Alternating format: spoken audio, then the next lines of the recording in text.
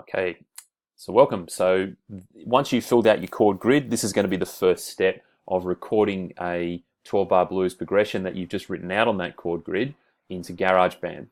This video is going to concentrate on steps 1, 2, 3, and 4, and then these little sub-steps here. All right, so first thing we want to be able to do is we want to have the chord grid handy, right? So we know what chords we need and the notes in the triads we need. That's going to be very important.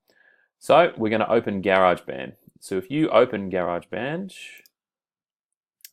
you may open Garageband straight away and it'll come up with a project that you've worked on previously. We want to be able to start a new project. So what you want to do is you want to go up to the top left-hand corner and just close that project. You can choose to save it or not. I'm not going to save mine. Then we need to click Empty Project. It's going to open us up a new project. We need to click a software instrument and we need to hit Create. It'll open it up directly with a classic electric piano and this keyboard. So you'll see these things here. And this is the window of where we record our project. We need to use this track, so we're going to utilize that. Once we've done all that, so we've done GarageBand, new project, and a software instrument, track 1, this is what we're going to record. We're going to record these notes of the triad. So for the first triad, we need to be able to record the notes C, E, and G as a triad. So let's go back to the recording window or the project window. On here, this is the keyboard you're going to use to record the notes of your triad. So we need to find a C, an E, and a G on this keyboard. So to begin with, we always know that a C, if you remember from first and second term, C on a piano keyboard is always on the left-hand side of a group of 2 black keys. So that's a C. That also is a C. We're going to concentrate on this C here. Why do they have these letters A, S, D, F, G, H, J, K, so on and so forth? That's because these letters here correspond with the letters on your computer that you press to make this key make a sound. So if I hit A on my computer keyboard, that's going to play a C for me.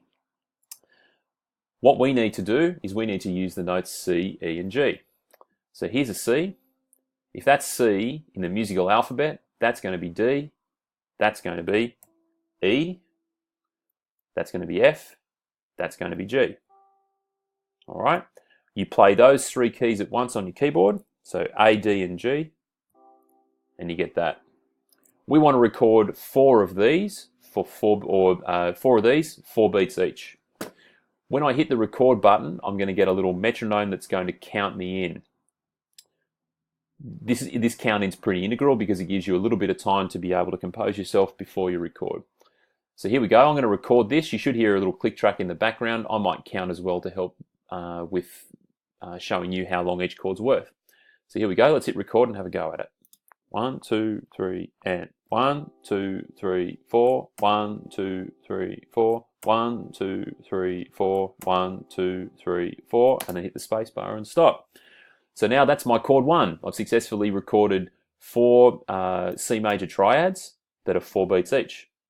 Now we need to go back to our chord grid and we need to go to chord 4. Chord 4, we need notes F, A, and C. Let's go back to GarageBand. Here's our keyboard again. We know that on the left-hand side of a group of 2 black keys, we're going to have the note C. Let's work out where F is. If that's C, that's D, that's E, that's F. Coincidentally, F is also named F on the keyboard and on your computer keyboard. So here's F. We now need an A. So if that's F, that's going to be G. The next letter in the musical alphabet is A. That's A. That's going to be B. And here we go, C, because it's on the left-hand side of a group of 2 black keys, C. All right, we need to record, according to the chord grid, 2 bars of chord 4. So 4 beats each, and it sounds like this. Before you do it, make sure that the play head, right, is on bar 5. You want to start recording there. When I hit the record button, you'll notice the little play head will go back to here and give me a 4-beat count in. You record when it gets to the 5. Here we go. 1, 2, 3, and 1, 2, 3, 4. 1, 2, 3, 4. Space bar and stop. Next, we've got to go back to chord 1.